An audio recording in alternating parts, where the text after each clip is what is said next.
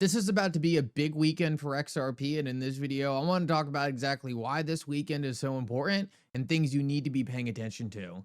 Guys, we also have some big institutional adoption news. Is it any coincidence that this shakeout is happening at the same time? I don't think so. Like always, your support means so much to this channel. Thank you to everyone who takes the time to like these videos and subscribe to the channel. These two simple things really do help me out so much. Also, if you ever need a place to buy some XRP, make sure to check out my favorite exchange Uphold down in the description of this video. With that said, let's get right into it, and I hope you guys enjoy the content. So I'm going to start this video off and jump right into some of the institutional adoption news because, guys, what I have noticed in crypto is more often than not, prior to getting that next leg up, prior to any big announcements coming out, you tend to see some of this negative price action. Now, it goes to something that a lot of people talk about. Good news is bad news for price, where whenever there's a positive development, price seems to react negatively. Now, in my opinion, there's no coincidence to this, right? A lot of big players are looking to scoop up cheap cryptocurrency, and if they can shake you out and get a cheaper deal on the crypto, that's what they're going to do. So this is nothing that is uncommon or not par for the course when it comes to digital assets. Whenever there's big news, whenever there's a lot of positive developments, seems like the market takes a dip, shakes people out, makes people forget about that news, and then a couple days later, a couple weeks later, a month later, the price is significantly higher. Now, I want to share with you something that I thought was really interesting. It looks like the SEC is in full on, I guess, crypto ETF mode. They actually just had the top 10 ETF issuers meet with the SEC earlier today to talk about the implications of tokenization of ETFs and the role of the underlying issuer. So what we're seeing right here is the SEC is now meeting with these ETF providers and talking about tokenizing these ETFs, which, guys, is about as bullish as you can get. What we're moving towards rapidly is an SEC that wants to put these different digital asset products on chain, actually take advantage of the infrastructure provided by cryptocurrency network. For the longest time, the discussion with the SEC was all about just getting a cryptocurrency ETF on the legacy rails, right? Just getting exposure to these cryptocurrency products. But that narrative is shifting fast. Not only do we see the application and the essentially acceptance of these cryptocurrency ETFs by the SEC, but it looks like they're taking it to the next step very quickly. They want to tokenize these assets and take advantage of on-chain rails, which is exactly what XRP was meant to do from the start. The reason XRP was really created, and a lot of people I think missed this because of the way Ripple uses XRP, was in order to tokenize assets and settle transactions on chain in a decentralized way. I talk about this all the time, but the XRP ledger is not so much a payments protocol, it's more of a clearinghouse. Can money move over the XRP ledger fast and efficiently? Absolutely. But the main purpose of the XRP ledger is really to clear transactions. It was the first digital asset ecosystem that had an on-chain DEX. The on-chain DEX, what does that do? It settles transactions. The XRP ledger was also the first blockchain to support tokenization. These things were put in place in 2013. The XRP ledger was positioned from the start as a decentralized clearinghouse where XRP is the liquidity. And the sooner you can wrap your head around that being the main purpose of the XRP ledger, the sooner you'll understand where this is all going. The XRP ledger is going to be the liquidity routing mechanism for the entire financial system. It's going to be a brand new way to settle transactions globally in a decentralized, neutral, 24/7, hyper-efficient, and hyper-liquid way. In my opinion, this is far bigger than just payments. This is something that can change the entire global settlement infrastructure, and that is far larger than the amount of money that just gets pinged back and forth from one party to another. Not only can it handle that, but it can handle things like derivatives, real estate, stocks, equities, all these different forms of value that need to be essentially settled globally on a daily basis. XRP is the liquidity to make this all happen, and in my opinion, the SEC moving forward with tokenization efforts and actually accepting these things as legitimate and something that's going to be important really shows that we are in a brand new regulatory paradigm that is perfect for Ripple and XRP. With that said, I wanted to share something else very interesting that I just saw. So sometime last week, I talked about how the United States Treasury, the UK financial officials, I'm not really sure what to call them, and Ripple all had a meeting in the UK. And I thought this was really interesting because you take a look at Ripple's roots, you can see that Ripple's been working with the ECB as early as 2015. On top of that, they were meeting with the Federal Reserve in 2013 and continued to go to Federal Reserve forums.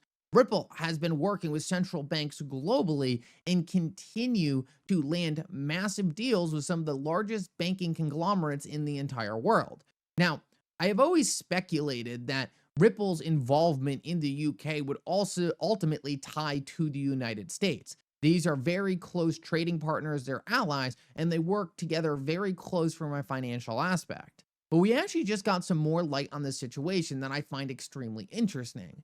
A member of Ripple actually just posted this on X. And going off the narrative we just talked about with tokenization and bringing a lot of these legacy financial products on chain, I think this was very interesting. They said earlier this week, I posted about Downing Street Roundtable during President Trump's state visit to the UK that I attended alongside representatives from the UK and the US governments and financial and crypto industries. This meeting was a precursor to the announcement of the US-UK Transatlantic Task Force for Markets of the Future, an important initiative which will build on the deep and enduring partnership between the UK and the United States financial service.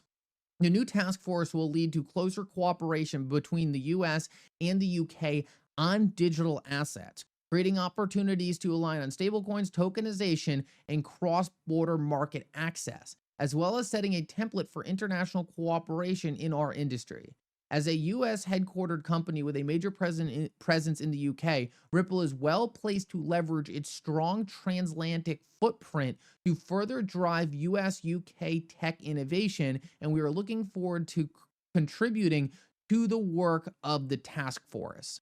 Now, this is super interesting because what we're continuing to see is institutional adoption is rolling out huge opportunities for Ripple to engage at the level they always wanted to. Ripple was not ever worried about dealing with retail or dealing with a lot of these smaller cryptocurrency niche ideas and products. Instead, they've been focusing on much bigger. Ripple has understood since day one that, retail is going to come first, right? Retail is going to play around with this stuff. They're going to test it. They're going to stress test all the different transaction types and all the different things you could do on these blockchains. But ultimately, that wasn't what was going to matter because 95, 98% of the financial system in terms of volume is handled by large financial institutions. Ripple never wanted to get distracted with wasting their time with a lot of these retail level applications because they knew the institutions were going to come and the institutions were a way bigger footprint in order to tackle. So what Ripple did was they worked with the financial institutions to understand their needs and build out product sets in trust with them so that when these financial institutions ultimately stepped into crypto, Ripple would be the first person on their contact list. And what we're seeing is this strategy continues to pay off. Ripple's deep understanding of these regulatory environments and working with people like the ECB since 2015 is putting them in the room for these negotiations to create a global cryptocurrency framework. Guys, this is going to go such a long way when it comes to actual adoption of these assets. It's so important to realize we're early, we're new, all of this stuff is still being rolled out in front of us. But the fact that Ripple is in the room with these regulators drafting the policy and has been since the very early days is one of the best signs we can see for XRP claiming the role as being an institutional viable cryptocurrency to handle what is right around the corner. Guys, we are going through a time period right now where the United States is given the thumbs up to this transformation we have all been talking about for a long time. And the thing that's really been the big question is who is going to benefit the most. I see it being evidently and drastically clear that Ripple and XRP are going to be some of the biggest winners coming out of this transformation because, guys, most other people just simply aren't getting in the room.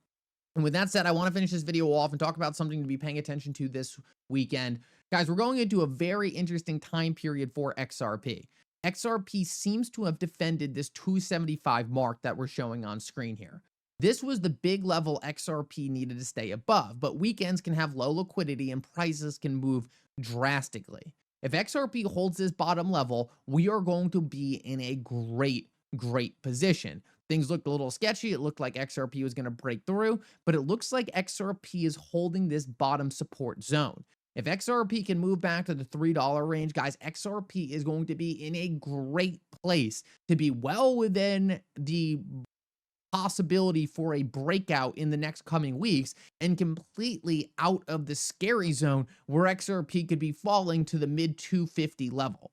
XRP is looking to have defended this bottom support line, which would be an extremely strong indicator that the next round to higher prices is a lot closer than many people think. Now, we need to get through this weekend because the weekends are typically lower liquidity and you can get some of these big spikes down.